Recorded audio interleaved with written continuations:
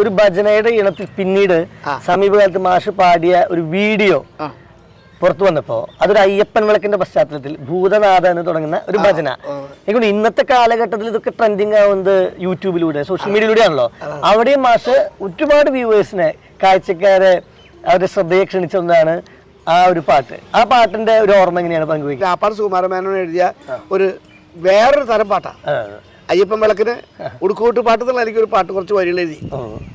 മറ്റു പാട്ടുകൾ വേറെ ഉണ്ട്, ജയേട്ടനും മറ്റുള്ളവരൊക്കെ പാടിയ വേറെ പാട്ട്. വർഷങ്ങൾക്ക് മുമ്പ് എഴുതിയിട്ടുള്ള ഒരു കാസറ്റിലെ പാട്ടാണ്. അടുത്തൊരു പാട്ട്, അത് നീ പാട്ട് മാത്രം കിട്ടും. 7 പാട്ട് 5 പാട്ട് ജയേട്ടൻ പാടിയിട്ടുണ്ട്.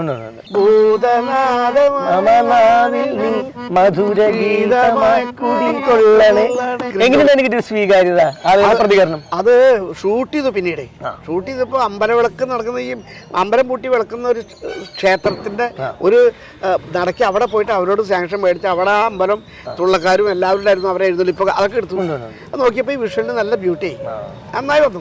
ഒന്നും പറഞ്ഞ മാതിരി ഫീൽ ചെയ്യില്ല.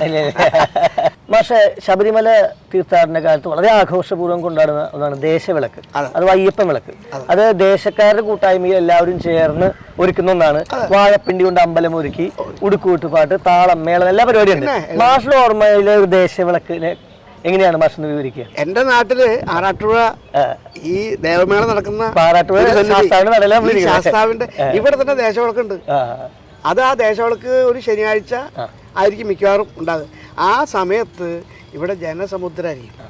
പിന്നെ ഈ ഉടുക്കൂട്ട് പാട്ടുകാർ ഈ അമ്പലം പൂട്ടി വിളക്ക്, വാഴപ്പിണ്ടി കൊണ്ടുള്ള അമ്പലങ്ങൾ, ഇത് മനോഹരമായിട്ട് ജോലിയൊക്കെ ഉണ്ടല്ലോ, അത് ചെയ്യുന്ന ആൾക്കാരെ നമ്മൾ വന്ദിക്കണം. അവരൊക്കെ കഴിവും. അങ്ങനെ ഒരുപാട് ഭക്തന്മാരും അയ്യപ്പ ഈ വിളക്കിലേക്ക് വന്ന് സന്ധ്യാസമയത്തും അത് കഴിയുന്നതുവരെയും എഴുന്നള്ളിപ്പോ അതിലൊക്കെ പങ്കെടുക്കാനൊക്കെ ജനങ്ങൾ ധാരാളം വരും.